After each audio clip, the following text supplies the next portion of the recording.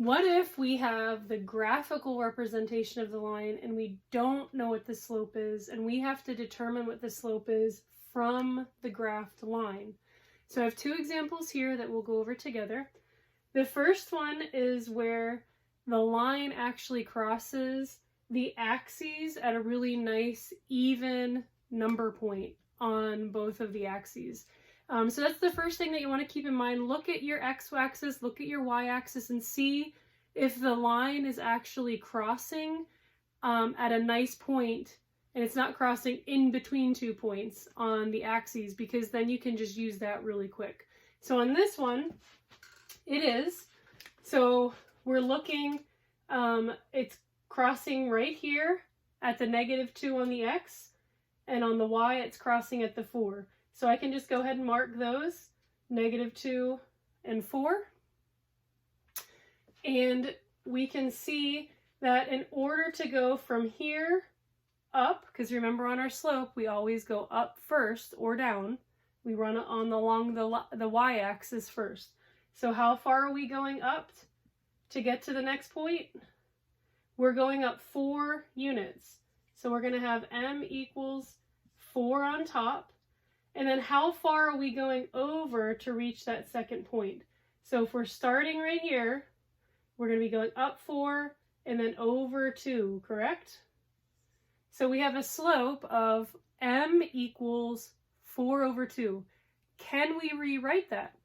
Well, if we know our properties of fraction, we can certainly reduce that fraction 4 over 2, and we would have a slope of just 2. 4 divided by 2 equals 2. Therefore, our slope would be m equals 2. Now, what if we look at our graph and we see, okay, it's crossing the y-axis, but it's crossing between 0 and -1, so it's not crossing at a nice even point. And then the same thing for the x-axis, it's crossing between 0 and +1. So it's not actually crossing at a nice whole number or integer on the number line. So how do we calculate the slope? Well, remember, when we draw our rectangular coordinate system, these little tick marks represent whole lines. So on this one, I went ahead and just showed what you're actually going to see in the book. You're going to see all these grid lines. Look for where that line actually crosses at a grid intersection. Okay, it's not crossing in between 2 points, but it's crossing at an actual intersection. So if we look, there's an intersection right here and an intersection right there. So what I'm going to do is just count the marks between each of those dots. So it's not always going to cross at a nice point on the axis, but remember, it's going to be crossing somewhere right at an intersection.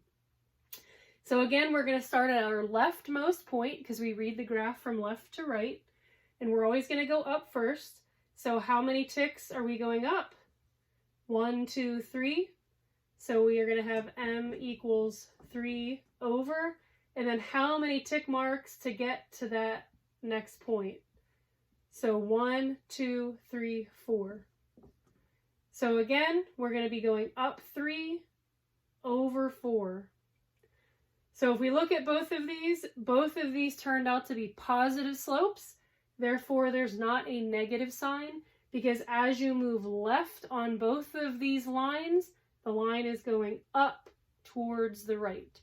So this is just a brief demonstration on how to find the slope of a line when it's already been graphed for you.